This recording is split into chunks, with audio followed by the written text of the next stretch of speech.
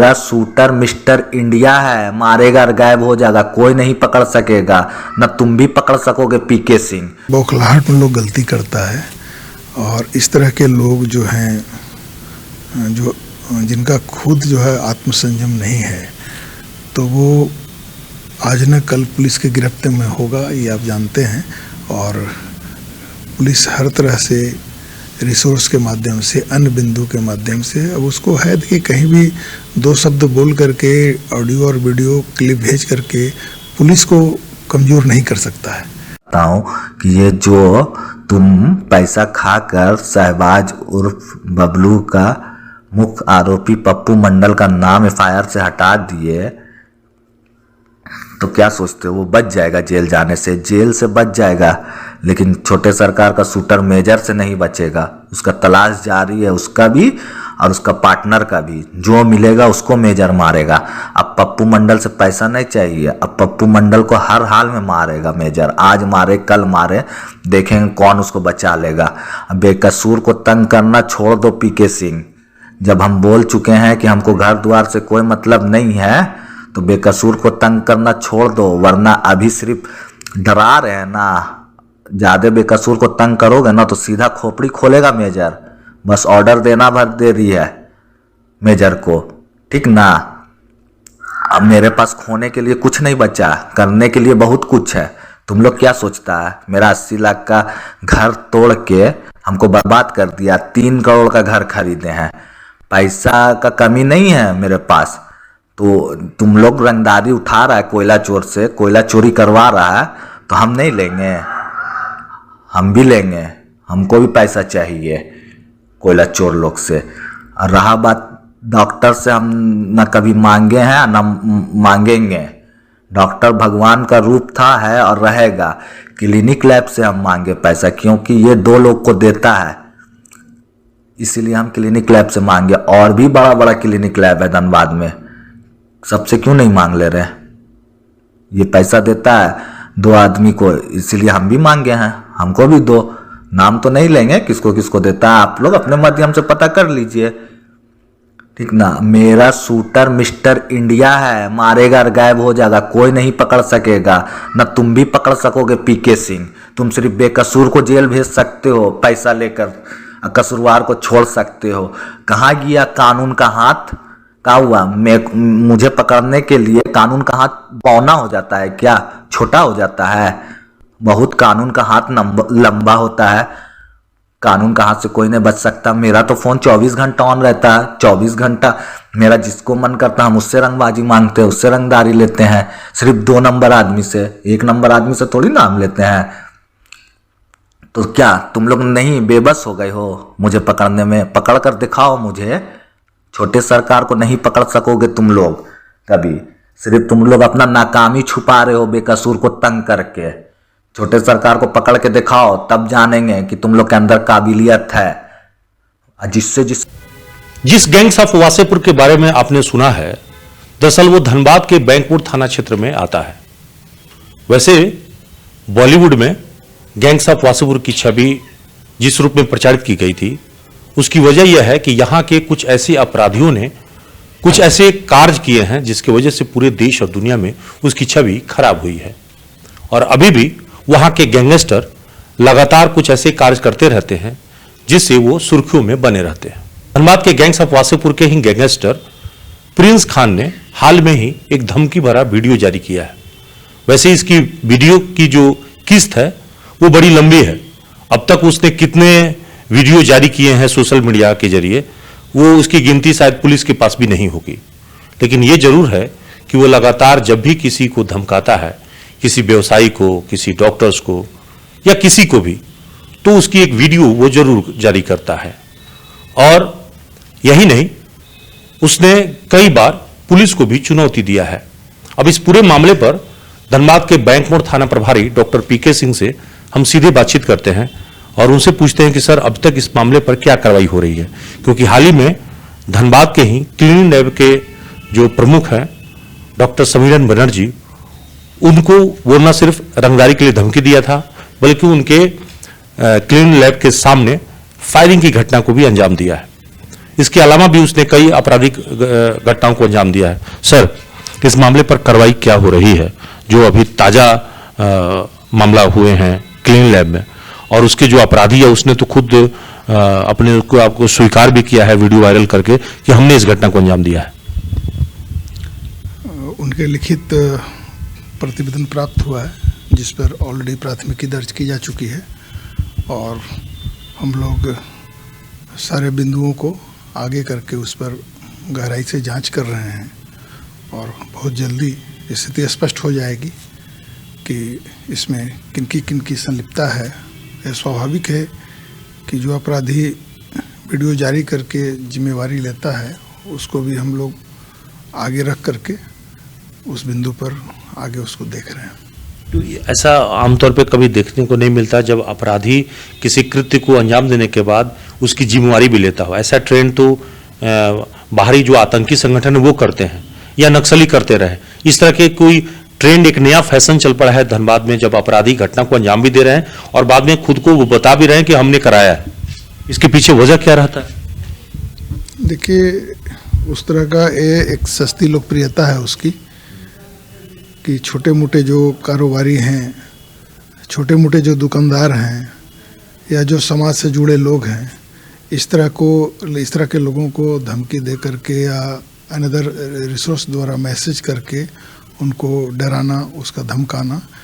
आप देखेंगे कि बीते समय में जो भी है उसका माकूल जवाब दिया गया है। बहुत सारे उसके मेंबर्स को हम लोगों ने जो है पकड़ के जेल भेजा है। असलहों की बरामदगी हुई है, उनका कन्फेशन आया है।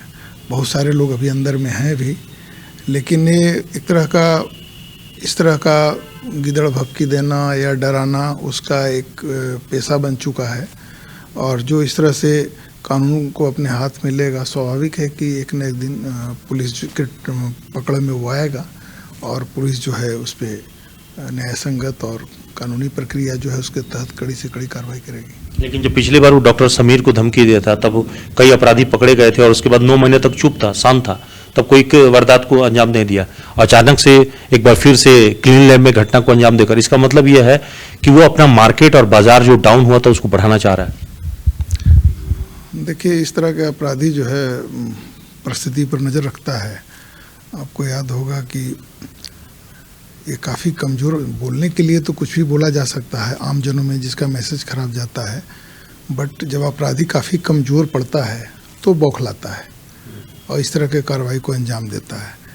लेकिन पुलिस पूरी शिद्दत के साथ उसके पीछे लगी हुई है, और जो भी घटनाएं हाल फिलहाल घटी है उसमें हम लोग बहुत करीब हैं, और पुलिस अपना ईमानदारी से काम करेगी, और इस तरह के छोटे मोटे चोर लुचक्के टाइप से कहीं हवा में 2 चक्र गोली चला के भाग जाना, इस तरह से कार्रवाई करना, ये तो अमूमन इस तरह के लोग करते हैं। प्रिंस ने जो ताज़ा धमकी दिया है उसमें सीधे तौर पर अब आपको चुनौती दिया है कि अगर आप पप्पू मंडल पे कार्रवाई नहीं करेंगे तो वो आपके खिलाफ क्या क्या करेगा, क्योंकि उसने वीडियो में जो आपने सुना होगा उसमें सीधे तौर पर वो आपको चुनौती दे रहा है और आप पर जो है टारगेट कर रहा है कि हम गोलियों से आपकी बात करेंगे, आपकी खोपड़ी खोल देंगे, ऐसे ऐसे वो शब्दों का इस्तेमाल कर रहा है। देखिए, जो आदमी कमज़ोर पड़ जाता है या जिसका आत्मसंयम खो जाता है वो लोग इस तरह की बात करते हैं। पुलिस तो एक अपना काम करेगी ही करेगी, जो भी अपराधी इस तरह का वारदात करेंगे, और पुलिस की नौकरी में इस तरह का जो है छोटे मोटे तौर तरीके से लोग धमकी देते रहते हैं। पुलिस का काम है अपना ईमानदारी से काम करना, और इस तरह के धमकी से यदि पुलिस डर जाएगी या काम करेगी तो आम लोगों का क्या होगा। आम लोग का हमको सपोर्ट है, और स्वाभाविक रूप से देखिए, जहाँ तक क्लिनिक लैब की बात आती है, वो गरीबों का सेवा करते हैं। खास करके जिस मोहल्ले में उनका क्लिनिक है, प्रायः इस तरह के लोगों से जुड़े हुए हैं, और इस तरह के इंसान को मतलब किसी भी रूप में धमकाना या डराना, एक तरफ अपने आप को कहता है कि डॉक्टर भगवान होते हैं, और इस तरह के लोगों को डिस्टर्ब करना और बेवजह बिना किसी बुनियाद पर पुलिस को बदनाम करना, तो इस तरह के जो छोटे मोटे जो चोर उचक्के रहते हैं उनकी आदत है कि इस तरह से बोल करके बरगलाए और पुलिस को कहीं ना कहीं बदनाम करने का प्रयास। तो ये अपराधी क्या देश छोड़ दिया? क्योंकि लगातार इसकी जब भी कॉल आते हैं तो व्हाट्सएप कॉल, इंटरनेशनल कॉल आते हैं और कभी भी ये पता नहीं चल पाता कि ये कहाँ से कॉल कर रहा है। तो इसका मतलब है कि कोई छद्म जो है वो नंबर का इस्तेमाल कर रहा है, प्राइवेट नंबर को। देखिए, सब अहम बिंदु है। पुलिस सारी चीज़ों को आगे करके जांच कर रही है और हमारी वरीय पदाधिकारी के दिशा निर्देश में हम लोग काम कर रहे हैं और जो भी अपराधी इस तरह का मतलब वारदात से जुड़े हुए हैं वो बचेंगे नहीं। आज न कल कानून के अनुसार उन पर कार्रवाई होगी। आप देखे भी होंगे कि 50 से ऊपर क्रिमिनल्स को पकड़ के जेल भेजा गया है।